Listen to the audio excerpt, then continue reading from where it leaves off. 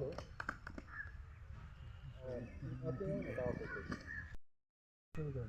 तो अध्यक्षता सर करत ललन सर और संचालन कार्यक्रम के नेताजी हम सबके यहाँ प्रधान प्रसन्न गौर जी भी हैं।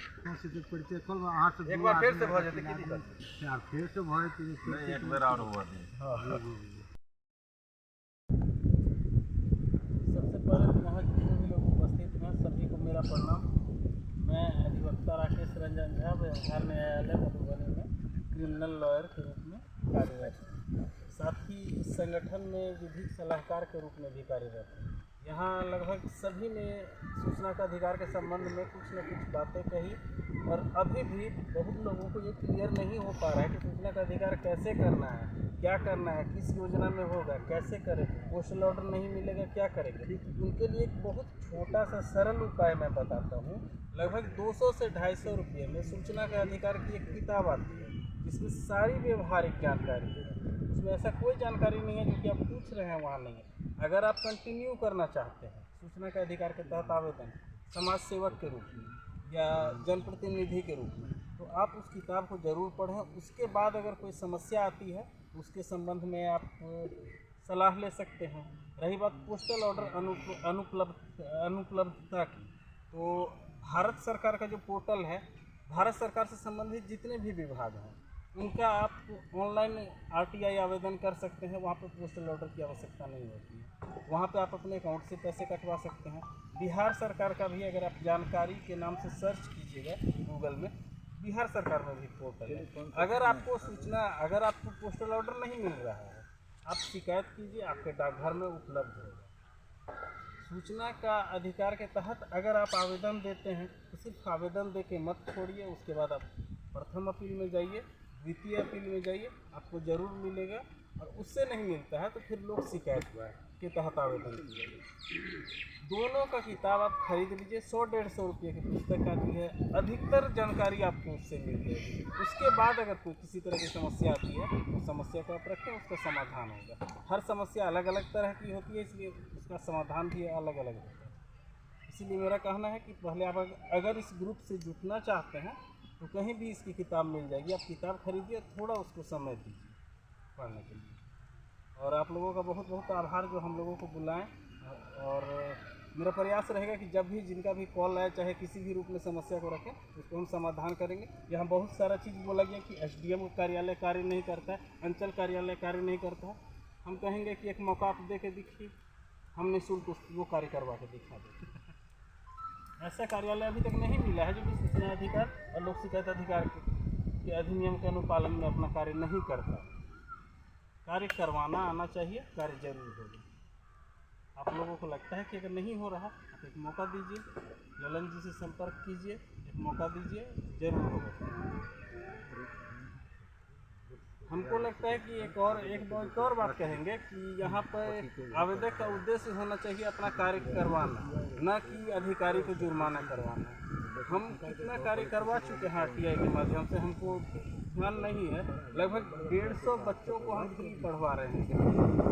अगर वहाँ पे अगर 5 अधिकारी को हम फाइन लगवा देते, वो काम नहीं होता। अभी 150 बच्चे आरटीई के तहत, राइट टू एजुकेशन के तहत पढ़ रहे हैं, क्योंकि मैंने उनसे आरटीआई में मांगा कि आप यहाँ आरटीआई के तहत कौन पढ़ रहे हैं, तब उन्होंने गरीब बच्चों का एडमिशन लिया।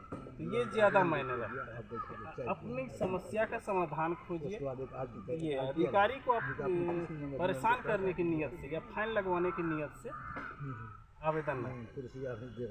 नहीं सर, हम आपसे और रही बात की आरटीआई में कमी है या कुछ भी है, 17 साल से नहीं सुधार हुआ, हमको आरटीआई का निगेटिव नहीं देखना, हमको आरटीआई का पॉजिटिव। नहीं, हम सर आपसे अभी मीडिया के रूप में आपसे सवाल खड़ा करना चाहते हैं कि पदाधिकारी को आप जुर्माना लगाने की आपको ताकत नहीं है।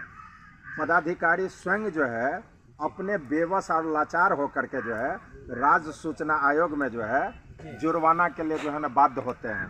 आप अपील में आप जाइएगा, आप तो बेबस लाचार होकर के जाते हैं।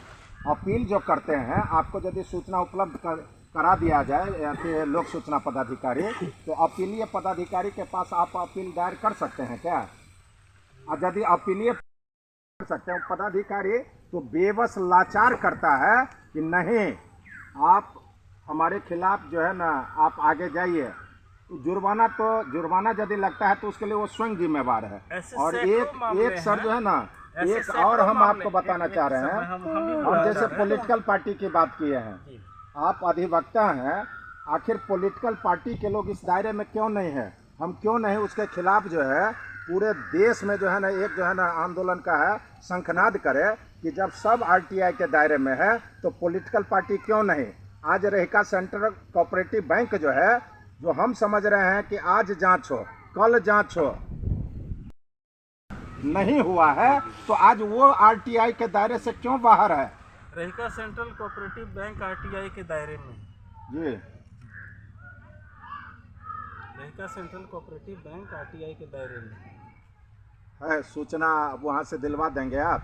जी, सूचना वो नहीं देंगे ये अलग बात है, उनके विरुद्ध केंद्रीय सूचना आयोग तक बात चलेगा, इस बात की गारंटी वहाँ तक। केंद्रीय सूचना आयोग, केंद्रीय सूचना आयोग हाईकोर्ट का ऑर्डर है, हाँ, ग्रामीण बैंक और नहीं केंद्रीय सूचना आयोग नहीं। रही बात आपको कोऑपरेटिव बैंक ने नहीं, जुर्माना का सवाल नहीं है ना, तो लोग मजबूर होकर के जाता है ना। ये भी बता देते हैं, लगभग हजारों ऐसे मामले हैं जिसमें सूचना भी नहीं दिया गया, जुर्माना भी नहीं लगाया गया। ऐसे हजारों मामले हैं, सूचना भी नहीं दिया गया, जुर्माना भी नहीं लगाया। वही सब समस्या को लेकर के ना एक आंदोलन भी खड़ा करना है ना, सरकार, प्रशासन और जनप्रतिनिधि से डिमांड भी करना है ना। जो कमियां है उस कमियां की ओर जब तक आप ध्यान को आकृष्ट नहीं करते हैं तब तक ये कानून तो सफल नहीं हो सकेगा। कमियां को दूर करना सही है, लेकिन कमियां को दूर करने से पहले उसमें जो है अभी प्रोविजन है, चाहे जो उससे हम लाभ ले सकते हैं वही ले लें, बहुत बड़ा बात है। एक मुखिया 5 साल में अपने क्षेत्र के सभी ये जनता को खुश नहीं कर सकता, सभी को वो आवास नहीं दे सकता, जितना को दे सकता है उतना को तो दे।